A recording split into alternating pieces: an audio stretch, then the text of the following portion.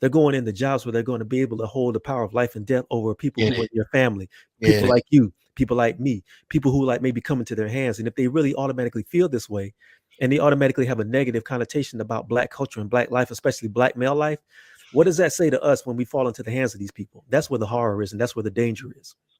So you're talking about, theoretically speaking, the people who take off the septum ring, put on a suit, get a job, and now they're in a managerial position hiring people. Mm-hmm. And the same types of perspectives, attitudes, and really the same type of anti-Black misandry is still in play in a very particular way. Yeah, And and they're going to think tanks if they stay in academia where they're helping to sit in rooms where the policy is shaped is going to affect Black people. If you have a hateful idea and if you have a hateful point of view about the way Black people are, and your septum ring theory tells you that Black men are patriarchs no matter what they do, and if they come out the womb, which is actually a conversation that's floating around on social media right now, a conversation about Black boys, and are they socialized to be patriarchs, or do they come out of the womb that way, even when they come out of Black wombs? What does that say? Mhm. How frightening is that? What does that say Yeah. about the future of young Black boys who are going to fall into the hands of these people who go into education, who go into policy making? You know what I mean? Well, you're hitting on exactly one of the things that really motivated me to do the work I'm doing, because I was in graduate school. Black feminism was taught as almost a religious norm in that sense.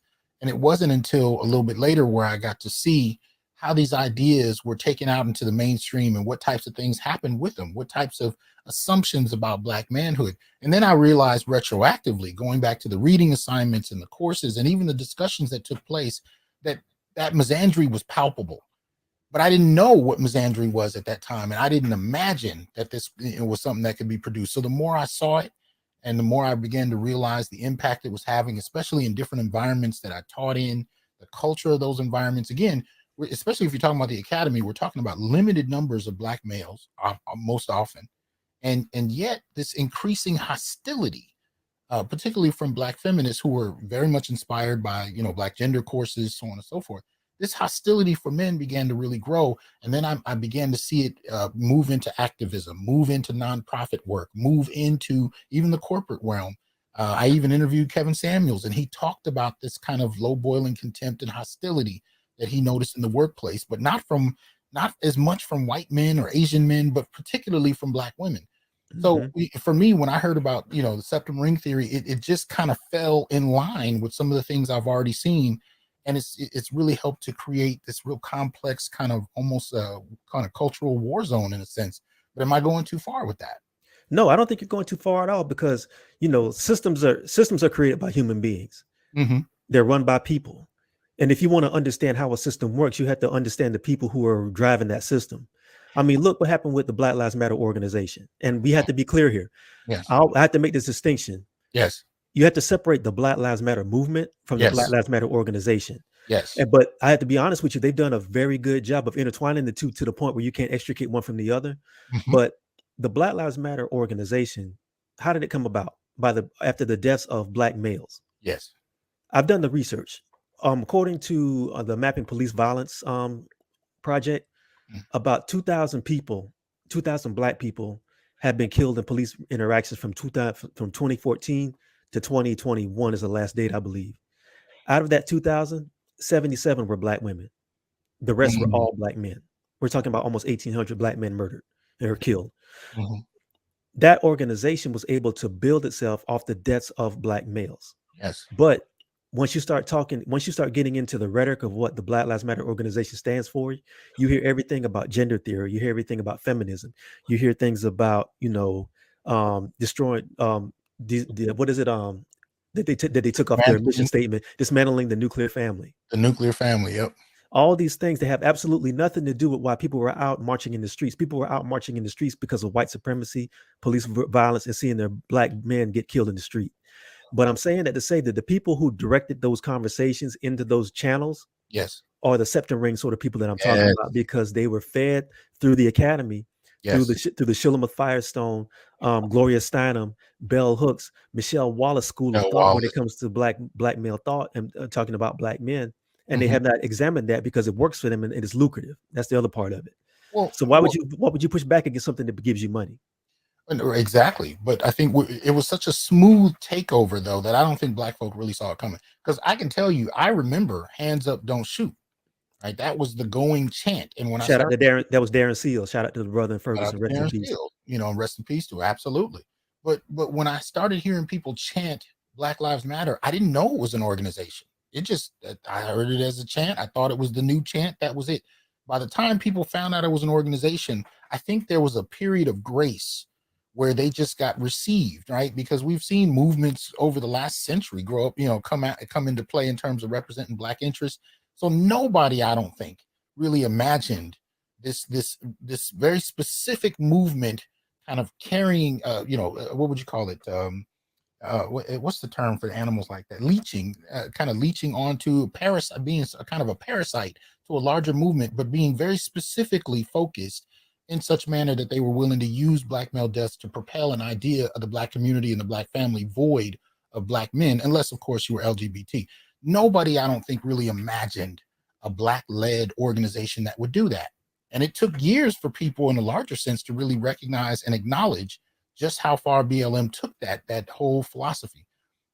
So for me, it was one of the smoothest takeovers I've ever seen, and I think it may have permanently damaged a certain type of respect that activist organizations usually would get from the black community. I think in many ways it may have even brought up a sense of pause that we have to develop to analyze who exactly is speaking in our name, which may not be a bad thing in the end analysis, but in terms of watching it happen, it just was so smooth, man. I'd never seen that before. Yeah, yeah.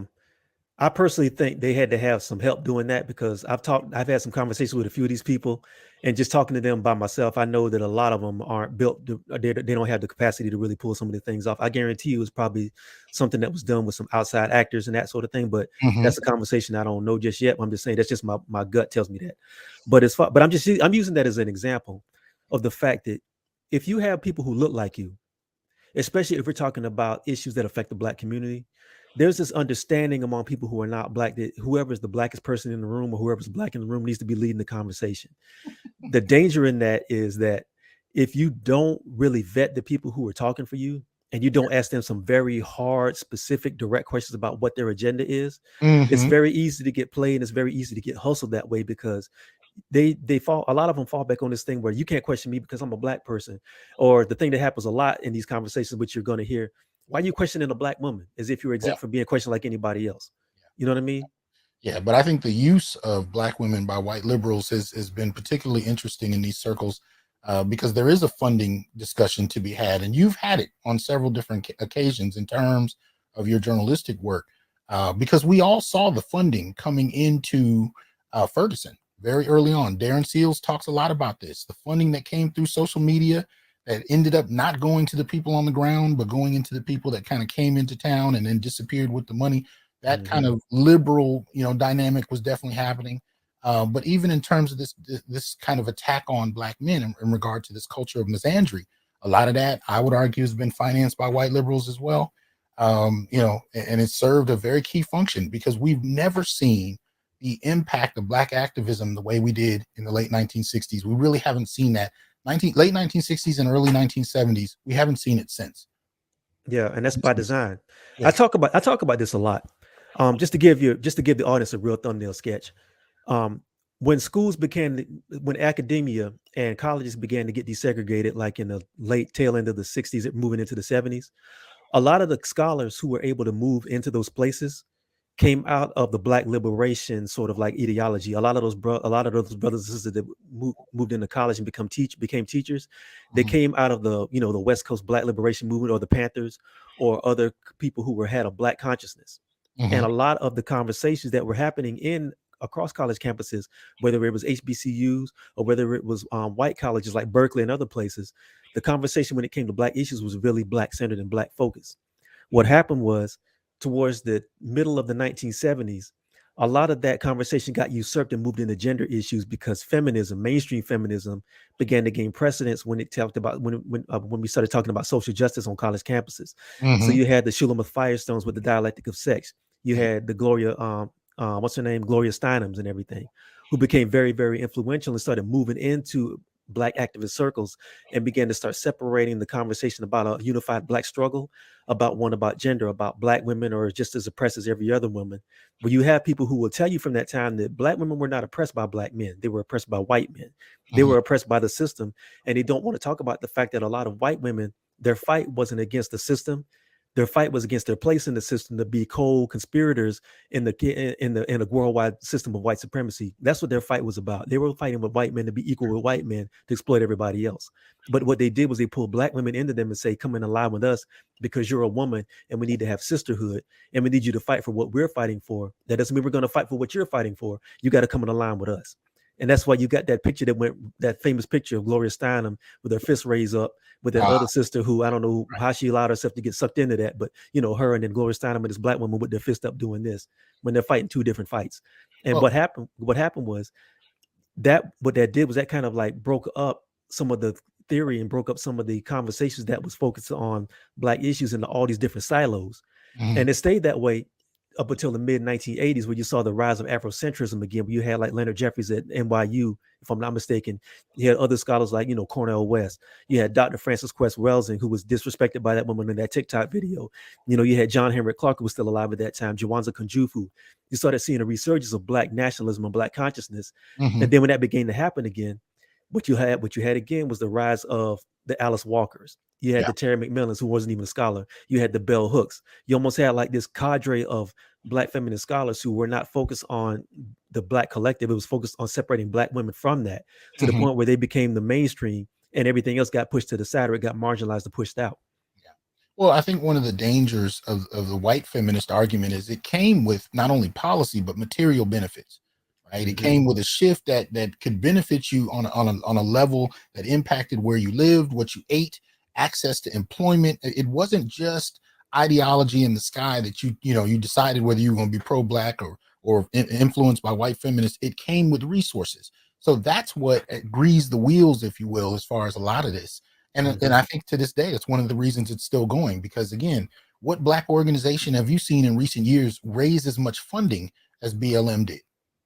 You know what I mean? Even None. organizations that have been around for generations, haven't come close to that in many senses. But nonetheless, this is where we are, and I think this is going to be one of the things that continues to seduce and lure, even in the academy, people into these kind of feminist spaces because they came with those kind of benefits. I mean, we saw the employment shift in the '70s where black women went from domestic work to low level white collar and continuing on from there to this current moment. We've seen that, and a lot of that was tied to white feminist promises in terms of this sisterhood union between women who were all oppressed by all men, where they didn't Hmm. differentiate between black and white men, and that just became a standard argument, which I think, in a very simplistic manner, people can pick up and run with without much reflection.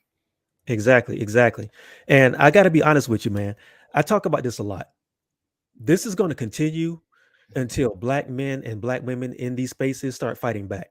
Mm, And I know for a fact that there are a lot of black women and black men who are in the academy, who are in a lot of these fields in the nonprofit world, who don't like this stuff, but they're so afraid to speak that they just let these people roll over them, or they kind of like just sit there and let these things continue to build because they're afraid of the backlash. Like I said before, remember I made the analogy between like being in the Inquisition. Like if you push back against it, you're automatically branded a heretic and you're an outcast, and you're financially burned at the stake.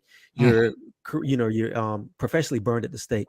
But it's going to take people with courage to start pushing back against these things, because if you don't, and you roll over this, you're eventually going to be buried by it Mm. sooner or later. Look, man, as I promised, I wouldn't go over the hour mark, so we're at 54 minutes. But I really appreciate you coming through. What else do you want people to walk away with? And maybe this can be your closing thoughts. And make sure you tell people where they can find you. But what do you want people to walk away with, and what do you want them to think about in relation to this? What I want people to do is basically ask questions. I want you to vet everybody who's coming to you with any kind of agenda. If you are a black person who's concerned about the well-being of black men, black women, black boys, black girls, even black gender non-conforming people, you need to ask questions about the people who are selling you whatever rhetoric. If it doesn't sound right, ask them questions. Vet these people, ask them where they come from, and I'm not talking about their place of origin. I'm asking where they come from, as far as like, how did they pop up on the scene. Just question everybody. Just don't assume because somebody is black that they have your best interest at heart. You better question them like you would question everybody else. Absolutely. Absolutely. Just use your discernment. That's my final question. That's my final plea. Use your best discernment. Follow your first mind.